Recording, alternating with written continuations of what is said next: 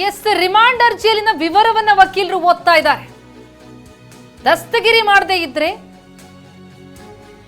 ಫಿರ್ಯಾದಿ ಬೆಂಬಲಿಗರು ಕಾನೂನು ಸುವ್ಯವಸ್ಥೆ ಅಂದ್ರೆ ಸಮಸ್ಯೆ ಮಾಡಬಹುದು. ಅಂದ್ರೆ ಏನ್ ನಡೀತು ನಿನ್ನೆ ಘಟನೆ, ಆ ವಿಚಾರಕ್ಕೆ ಸಂಬಂಧಪಟ್ಟಂತೆ ಪೊಲೀಸರು ರಿಮಾಂಡ್ ಅರ್ಜಿಯಲ್ಲಿ ಏನೇನು ತಿಳಿಸಿದ್ದಾರೆ ಆ ವಿಷಯದ ಬಗ್ಗೆ ಇಲ್ಲಿ ವಕೀಲರು ವಿವರವನ್ನ ಓದ್ತಾ ಇದ್ದಾರೆ. ರಿಮಾಂಡ್ ಅರ್ಜಿಯಲ್ಲಿರುವಂತಹ ವಿವರವನ್ನ ಒಂದು ಕಡೆ ಕೋರ್ಟ್ನಲ್ಲಿ ಆಗ್ತಾ ಇರುವಂತಹ ಬೆಳವಣಿಗೆ, ಮತ್ತೊಂದೆಡೆ ಸಿಟಿ ರವಿ ಅರೆಸ್ಟ್ ವಿರೋಧಿಸಿ ಬಿಜೆಪಿಯ ಕಾರ್ಯಕರ್ತರು ಕೆಪಿಸಿಸಿ ಕಚೇರಿಗೆ ಮುತ್ತಿಗೆ ಹಾಕಿ ಅಲ್ಲಿ ಆಕ್ರೋಶವನ್ನ ಹೊರಹಾಕ್ತಾ ಇರುವಂತಹ ದೃಶ್ಯ ನೋಡ್ತಾ ಇದ್ದೀವಿ. ಸಿಟಿ ರವಿ ಪರ ಅಶೋಕ್ ಹಾರ್ನಳ್ಳಿ ಅವರು ವಾದ ಮಂಡಿಸ್ತಾ ಇದ್ದಾರೆ. ಜನಪ್ರತಿನಿಧಿಗಳ ವಿಶೇಷ ನ್ಯಾಯಾಲಯದಲ್ಲಿ ಸಿಟಿ ರವಿ ಅವರ ಬೇಲ್ ಅರ್ಜಿ ವಿಚಾರ ಕೈಗೆತ್ತಿಕೊಂಡಿರುವಂತಹ ಕೋರ್ಟ್ ಈಗ ವಿಚಾರಣೆ ನಡೀತಾ ಇದೆ. ಸಾಕ್ಷಿ ನಾಶ ಮಾಡಬಹುದೆಂದು ಹೇಳಿದ್ದಾರೆ. ಸಾಕ್ಷಿಗಳೆಲ್ಲ ಆಡಳಿತ ಪಕ್ಷದವರು, ನಾಶ ಪಡಿಸೋದಕ್ಕೆ ಹೇಗ್ ಸಾಧ್ಯ?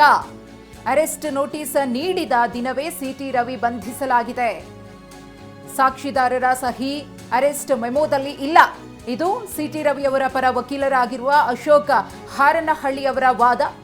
ಸಾಕ್ಷಿ ನಾಶ ಮಾಡಬಹುದು ಅಂತ ಹೇಳ್ತಾ ಇದ್ದಾರಲ್ಲ, ಆದ್ರೆ ಹೇಗ್ ಸಾಧ್ಯ ಅದು? ಯಾಕಂದ್ರೆ ಅಲ್ಲಿರುವ ಸಾಕ್ಷಿಗಳೆಲ್ಲ ಆಡಳಿತ ಪಕ್ಷದವರೇ.